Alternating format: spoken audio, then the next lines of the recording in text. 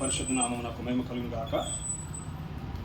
ప్రతి ఆదివారము కృపా ప్రార్థనా మందిరము సత్న సెంటర్లో చదివే కీర్తన గ్రంథాన్ని గ్రామంలో చదవమని దేవుడు ప్రేరేపించాడు. నాటి నుంచి చదువుకున్నాను. ఈరోజు 19వ కీర్తన చదువుకుంటాను. చదువుకుందాము. 19వ కీర్తన 1 నుంచి 14 చరణాలు. ఆకాశములో దేవుని మహిమను వివరించుతున్నవి, అంతరిక్షము ఆయన చేతి పని ప్రచురపరుచుతున్నది. పగటికి పగలు బోధ చేయుచున్నది, రాత్రికి రాత్రి జ్ఞానం తెలుపుచున్నది. వాటికి భాష లేదు, మాటలు లేవు, వాటి స్వరము వినబడదు. వాటి కొలనూలు భూమి అన్నంతటా వ్యాపించి ఉన్నది. లోక దిగంతముల వరకు వాటి ప్రకటనలు బయలువెట్టుచున్నవి. వాటిలో ఆయన సూర్యుడికి గుడారము వేసెను.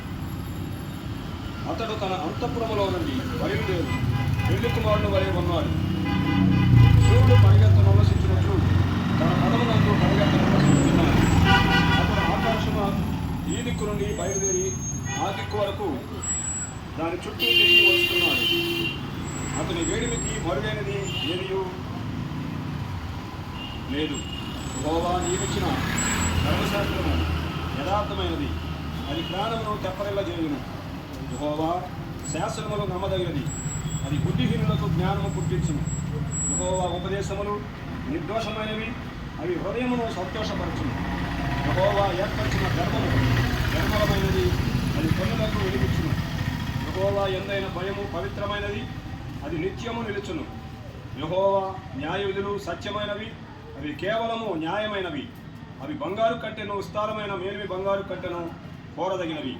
తేనె కట్టెను, జుట్టు తేనె దారుల కట్టెను మధురమైనవి. వాటి వలన నీ సేవకుడు హెచ్చరిక నొందును. వాటిని గైకొనడం వలన గొప్ప లాభము కలుగును. తన పొరపాటును కనుగొనగలవాడెవడు? నేను రహస్యముగా చేసిన తప్పులు క్షమించి నన్ను నిర్దోషిగా తీర్చుము. దురభిమాన పాపములలో పడకుండా నీ సేవకుని ఆపుము. వాటిని నన్ను ఏలనీయకుము. అప్పుడు నేను యథార్థవంతునై అధిక ద్రోహము చేయకుండా నిందారహితుడనగుదును. యెహోవా నా ఆశ్రయ దుర్గమా, నా విమోచకుడా, నా నోటి మాటలను, నా హృదయ ధ్యానమును నీ దృష్టికి అంగీకారములగునుగాక. ఆమేన్.